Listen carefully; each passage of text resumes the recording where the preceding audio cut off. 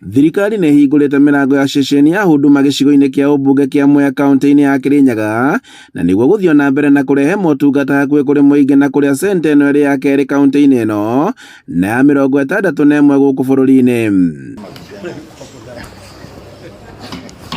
Aikari magĩtũgĩria kũhingũrwo kwa Huduma Center ĩno gĩcigo-inĩ kĩa ũmbunge kĩa Mwea, makiuga atĩ nĩ kũmaũra mũrigo mũnene ũrĩa matumaga thabarĩ ndaya ya gwethana na motungata ma thirikari.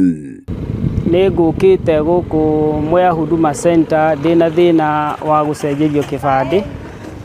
Andũ arĩa ndakora nĩ andũ ega, maranyita andũ wega, ũkorio mathĩna maku, magagũthikĩrĩria wega, na magakuonereria deski ĩrĩa ũkũhota gũteithĩkĩra.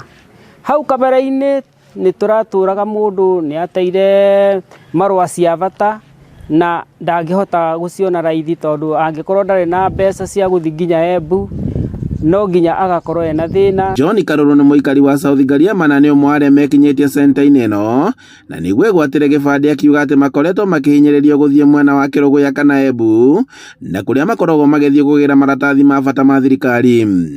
Tarĩu mũndũ wa South Ngariama kaũndũ kau nĩ gakate gakũbũthĩra fare mũno gũthiĩ kũndũ kũraibu. Ũrĩa ũngĩ mwena wa Thome kana Ng'ang'a fare nĩ ndinie nĩ ũndũ marathiaga o Embu kana Kĩrũgũya. Mũingĩ wa gĩcigo kĩa ũmbunge kĩa Mwea makĩũrio gũthiĩ na mbere na kũhũthĩra center ĩno na nĩguo megwatĩre motungata ma bata ma thirikari, hamwe na kwĩyandĩkithia kwa ibandĩ na nĩguo makorwo mena kanya ga gũgakorwo magĩikia kura gĩthurano-inĩ gĩũkĩte. Iko na services NTSA, iko na mambo ya vitambulisho, clearance, all services za serikali. So serikali yetu inaleta huduma kwa mwananchi karibu. Kwa hivyo wananchi wa Mwea wale walikuwa wanaenda Embu, wale wanaenda Kĩrũgũya, sasa services zinapatikana hapa, wako karibu kupokea these services here at Mwea Huduma Center, of which ni haki yao ya mwananchi kuletewa.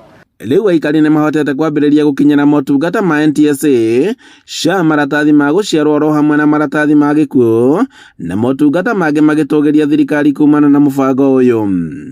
Andũ-inĩ ha Inooro TV kuma ngurubani Mwea kaunti-inĩ ya Kirinyaga, njĩtagwo Boni Wathuku.